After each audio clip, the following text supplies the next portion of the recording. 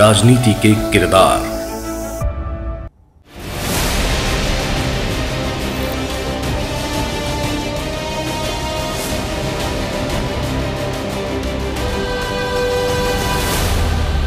सत्रह साल पहले 2008 में मालेगांव में हुए बम विस्फोट में जिन लोगों पर मामले चल रहे थे, उस पूरे मामले में अब यू टर्न आ गया है।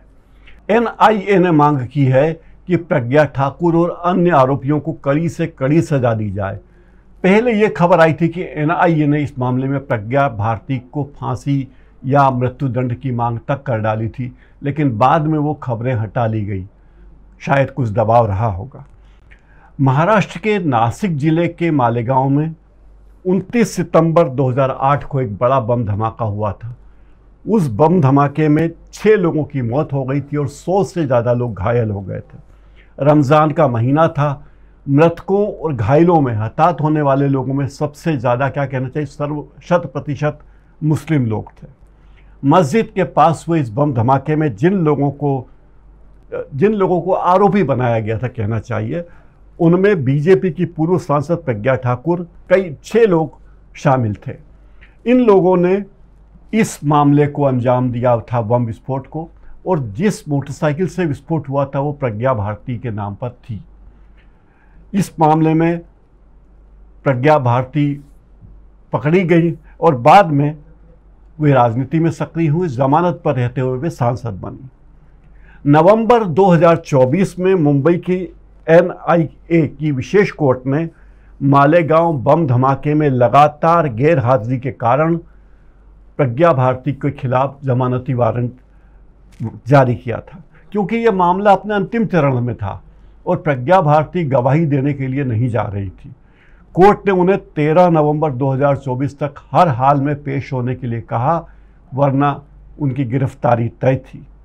उसके जवाब में प्रज्ञा भारती ने सोशल मीडिया पर पोस्ट लिख दिया और कहा कि उनके दिमाग में सूजन है, आँखों से कम दिखाई देता है, कानों से कम सुनाई देता है, बोलने में संतुलन नहीं है और पूरे शरीर में सूजन की समस्या है। इन स्वास्थ्य कारणों से वे अस्पताल में इलाज करा रही हैं। उन्होंने बयान में कहा था कि अगर मैं जिंदा रही तो कोर्ट ज़रूर आऊँगी।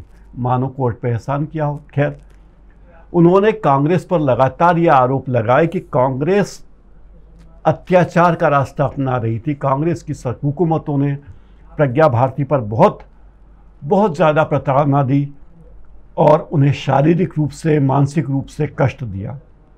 साध्वी प्रज्ञा को 2024 में बीजेपी ने भोपाल से लोकसभा का टिकट दे दिया। तब वे जमानत पर थी। एनआईए कोर्ट में उनके मामले की जांच चली रही थी, मालेगांव बम ब्लास्ट मामले की, और वे चुनाव के मैदान में उतर गईं।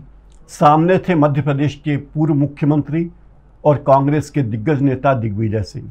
दिग्विजय सिंह का नाम पहले घोषित हो चुका था और बीजेपी ने बाद में प्रज्ञा ठाकुर के नाम का ऐलान किया। जबरदस्त तरीके से जीती। दिग्विजय सिंह की करारी हार हुई। लगभग 3,65,000 वोट ज़्यादा मिले प्रज्ञा ठाकुर को और वे जीत गई। बम्पर जीत थी, जबकि ये माना जा रहा था कि दिग्विजय सिंह भोपाल से निश्चित ही जीत जाएंगे, लेकिन वे नहीं जीते। बीजेपी ने प्रज्ञा सिंह ठाकुर को जो उम्मीदवार बनाया था, उसके पीछे कारण ये था कि वे हिंदुत्व का चेहरा थी और कट्टर हिंदुत्ववादी नेता के रूप में घोषित हो चुकी थी। मालेगांव बम ब्लास्ट में उन पर साजिश रचने का आरोप था। उनके अलावा कर्नल पुरोहित थे, जिन्हें जांचकर्ताओं ने पाया कि वो भी साजिश में शामिल थे। अन्य आरोपी थे रामचंद्र कालसंग्रा, दीपक डांगे, सुधाकर द्विवेदी और शिव नारायण कालसंग्रा। इनमें से कुछ लोग की मृत्यु हो चुकी है, वे लोग हैं नहीं। प्रज्ञा सिंह ठाकुर पर आरोप था कि उन्होंने मालेगांव बम ब्लास्ट की साजिश में महत्वपूर्ण भूमिका निभाई। एटीएस के मुताबिक प्रज्ञा ने साजिश की बैठकों में हिस्सा लिया। विस्फोट के लिए जिस मोटरसाइकिल का इस्तेमाल किया गया वो प्रज्ञा सिंह ठाकुर के नाम पर थी और प्रज्ञा सिंह ठाकुर अभिनव भारत नामक एक संगठन से जुड़ी थी, जो इस हमले का जिम्मेदार माना गया। प्रज्ञा ने दावा किया कि सारी बातें झूठी है, मुझे राजनीतिक कारणों से फंसाया गया क्योंकि मैं हिंदुत्ववादी नेता हूँ। 2017 में, यानी 2008 में कांड हुआ था, 2017 में नरेंद्र मोदी जी की सरकार आ चुकी थी। तब एनआईए ने कहा कि हमारे पास प्रज्ञा सिंह ठाकुर के खिलाफ पुख्ता सबूत नहीं है और प्रज्ञा सिंह को जमानत मिल गई। प्रज्ञा सिंह ने कहा कि मुझे जेल में लगभग 9 साल जेल में बहुत यातनाएं दी गई, शारीरिक यातनाएं दी गई, मानसिक यातनाएं दी गई, पुलिस हिरासत में मारपीट की गई और सोने नहीं दिया गया, अपमानित किया गया, गालियां दी गई, उन्हें झूठा खाना खाने के लिए उनके चेहरे पर पानी फेंका गया और उनकी धार्मिक भावनाओं को ठेस पहुंचाई गई। प्रज्ञा सिंह ने यह भी आरोप लगाया कि जब वो जेल में थी तो उनको इलाज नहीं कराने दिया गया, उन्हें कैंसर हो गया था। ऐसा प्रज्ञा सिंह ने कहा कि उन्हें कैंसर की बीमारी थी, लेकिन फिर भी जांच नहीं करने दी गई, जिससे उनकी तबीयत और बिगड़ी। कोई ठोस नतीजा नहीं आया, लेकिन बेगुनाही का कोई सबूत प्रज्ञा सिंह पेश नहीं कर पाई। प्रज्ञा सिंह के लिए राजनीति एक बहुत बड़ी ताकत थी, क्योंकि लोकसभा चुनाव में भारतीय जनता पार्टी के उम्मीदवार के रूप में जब प्रज्ञा सिंह मैदान में उतरी, तब उन्हें हिंदू राष्ट्रवाद और राष्ट्रवादी साध्वी के रूप में पेश किया गया। भोपाल की जनता ने उन्हें भरपूर समर्थन दिया और दिग्विजय सिंह को करारी हार का सामना करना पड़ा। जो ये माना जा रहा था कि दिग्विजय सिंह के समर्थकों में सरकारी कर्मचारी बड़ी संख्या में हैं, अल्पसंख्यक बड़ी संख्या में हैं और पिछड़े वर्ग के लोग बड़ी संख्या में, इसलिए दिग्विजय सिंह को हराना असंभव जैसा है। लेकिन दिग्विजय सिंह को प्रज्ञा सिंह ठाकुर ने बहुत तगड़ी टक्कर दी और बुरी तरह हराया। सांसद के रूप में प्रज्ञा सिंह ने कोई उल्लेखनीय कार्य किया हो ऐसा याद नहीं। वो संसदीय समितियों में रही, लेकिन उनकी सक्रियता बहुत ही कम रही। संसद में उन्होंने कभी कभार स्थानीय मुद्दे उठाए, लेकिन कोई ठोस नतीजे पर उनके उठाया मुद्दा नहीं पहुंच पाया। न तो वे वक्त पे संसद में पहुंचती थी, न वक्त पे कोर्ट पे पहुंचती थी। हर बार कहती थी कि मेरी तबीयत खराब है, लेकिन बयानबाजी करने में वे कभी पीछे नहीं रहती। एक बार तो ऐसा मौका आया जब उन्होंने हवाई जहाज़ के एक परसर पर, यानी हवाई जहाज़ में जो अटेंडेंट पुरुष होते हैं, उस पर आरोप लगाया कि जिसके नाम का पट्टा एक मुस्लिम का था और उसने उनको धक्का दिया, उनसे बदसलूकी की, जिसका कोई सबूत वो नहीं रख पाई, न कोई और रख पाया। 2019 में उन्होंने नाथूराम गोडसे की तारीफ की और कहा कि वो बड़े देशभक्त थे। उसके बाद बीजेपी के अध्यक्ष ने उस बयान का खंडन किया और कहा कि ये उनकी निजी राय है। और प्रधानमंत्री मोदी ने तो एक लंबा बयान दिया और कहा कि इस तरह के बयान हम सहन नहीं करेंगे, ये बयान पार्टी की छवि को नुकसान पहुंचाते हैं, गांधी का अपमान ठीक नहीं है और मैं अपने दिल से कभी भी प्रज्ञा ठाकुर को माफ़ नहीं करूंगा। यह मोदी जी ने कहा था और शायद माफ़ किया भी नहीं, क्योंकि 2024 में उन्हें टिकट नहीं दिया। प्रज्ञा सिंह का टिकट कट गया 2024 के लोकसभा चुनाव में। हेमंत करकरे जो एटीएस के पदाधिकारी थे, जब वो आतंकी हमले में मारे गए तो प्रज्ञा सिंह ठाकुर का बयान था कि मेरे श्राप से, मैंने हेमंत करकरे को श्राप दिया था इसलिए वो मारा गया, जिसके लोगों ने बहुत आलोचना की, क्योंकि हेमंत करकरे पुलिस अधिकारी थे, सुरक्षा के अधिकारी थे। एक और बयान उन्होंने दिया और महिलाओं से कहा था कि वे अपने घर में बड़ा चाकू रखें, जिससे कुछ लोग मीट वीट काटते हैं, ऐसा बड़ा चाकू रखें ताकि आपकी सुरक्षा हो सके, मौका आने पर आप चाकू चला सकें। ये बयान भी उन्होंने दिया, जिसके बारे में भी बहुत बहुत प्रतिक्रियाएं व्यक्त हुई।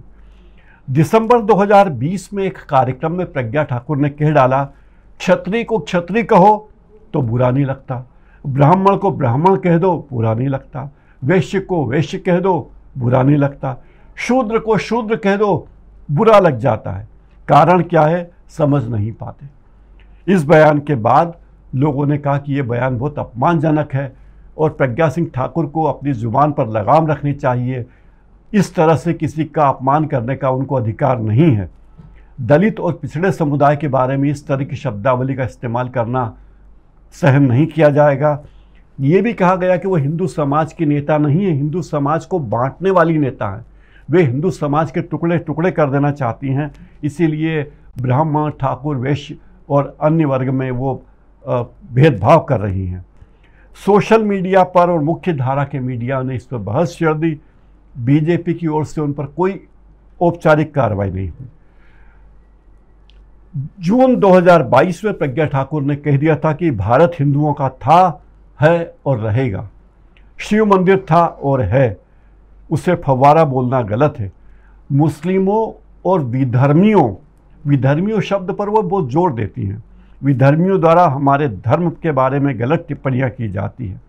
इस बयान को भी भड़काऊ माना गया, विशेष रूप से क्योंकि ऐतिहासिक और धार्मिक महत्व के मुद्दों को, संवेदनशील मुद्दों को बहुत ही गैर संवेदनशीलता से बोला गया था। ये बयान सोशल मीडिया पर वायरल हुआ। कई लोगों ने जो उन्हें हिंदुत्व के हीरो के रूप में, हिंदुत्व के नायक के या नायिका के रूप में प्रचारित करते थे, उन्हें भी पीछे हटना पड़ा। एक बार तो उन्होंने हद ही कर दी। उन्होंने क्या कहा कि देश की आज़ादी के बाद हमारे खून में गड़बड़ हो गई। भारत आज़ाद हुआ तो 1947 के बाद हमारे खून में गड़बड़ हो गई, और दिग्विजय सिंह को उन्होंने कहा था कि वो तो पिट्ठू है। उन्होंने रामचरितमानस को लेकर एक चर्चा चल रही थी जिसमें उन्होंने कहा कि भारत को स्वतंत्रता तो मिल गई, लेकिन उसके बाद बहुत सी चीज़ें बदल गई। खून भी बदल गया, डीएनए भी बदल गया, हम सब मिक्स हो गए। दिखने में सब कुछ सही लगता है लेकिन सब कुछ होता नहीं है। एक और सवाल के जवाब में उन्होंने कहा था कि मैं सनातन बोर्ड के पक्ष में हूँ, अगर वक्फ बोर्ड है तो सनातन बोर्ड क्यों नहीं। उनकी बात को भी कई लोगों ने महत्व दिया। उन्होंने कहा कि मैं सनातन के लिए जीती हूँ, सनातन के लिए मरती हूँ, सनातन ही मेरे लिए सब कुछ है। भारत एक हिंदू राष्ट्र है और हिंदू राष्ट्र बनकर रहेगा। भारत विश्व गुरु बनेगा, परम वैभव पर पहुँचेगा, ये हमारा विश्वास है, ये होकर रहेगा। पुलवामा की बरसी पर खुफिया नाकामी बताने पर दिग्विजय सिंह के बारे में भी साध्वी ने बहुत कुछ कहा।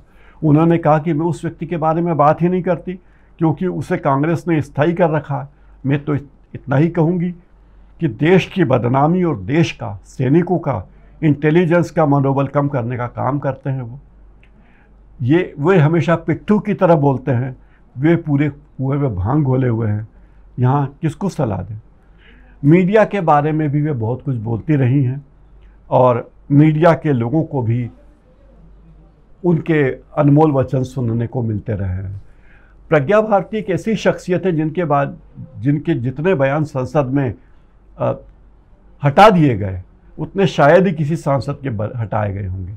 भोपाल के नागरिकों का मानना है कि भोपाल क्या पूरे देश की सबसे नाकारा सांसदों में अगर कोई व्यक्ति रिकॉर्ड में रहेगा, सबसे नाकारा, तो वो प्रज्ञा भारती, जिन्होंने किसी के लिए भी कोई काम नहीं किया सिवाय सांसद के रूप में सेवाएं लेने के अलावा उन्होंने कोई काम नहीं किया। इतने कड़वे वचन लोगों के उनके प्रति हैं। वे भिंड की रहने वाली हैं और भिंड के लोग साफ गोई के लिए मशहूर होते हैं, ये बात तो तय है। फिर वे ठाकुर भी हैं, अपने आप को ठाकुर भी बताती हैं। वे अविवाहित हैं, जैसे मायावती अविवाहित है, ममता बनर्जी अविवाहित है, और भी कई दूसरी नेताएं अविवाहित हैं।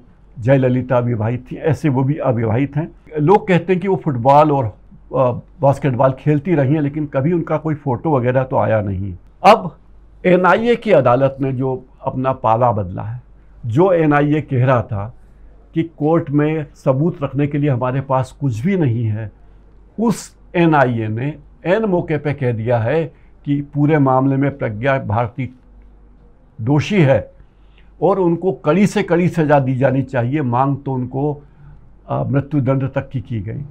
अब ये अंतिम फैसला आने वाला है, देखते हैं कब तक ये फैसला आएगा। लेकिन प्रज्ञा भारती के बारे में आप क्या सोचते हैं, क्या जानते हैं? आपकी कोई प्रतिक्रिया तो ज़रूर हमारे कमेंट बॉक्स में लिखिए। इस चैनल को लाइक कीजिए, सब्सक्राइब कीजिए और बेल आइकन ज़रूर दबा दीजिए ताकि हमारे आने वाले कार्यक्रमों के बारे में भी आपको निरंतर सूचनाएं मिलती रह सके। बहुत बहुत धन्यवाद। ये थी किरदार शो की 9वीं कड़ी। पॉलिटिक्स वाला में राजनीति के किरदार शो को पसंद करने के लिए आपका बहुत बहुत धन्यवाद। नमस्कार।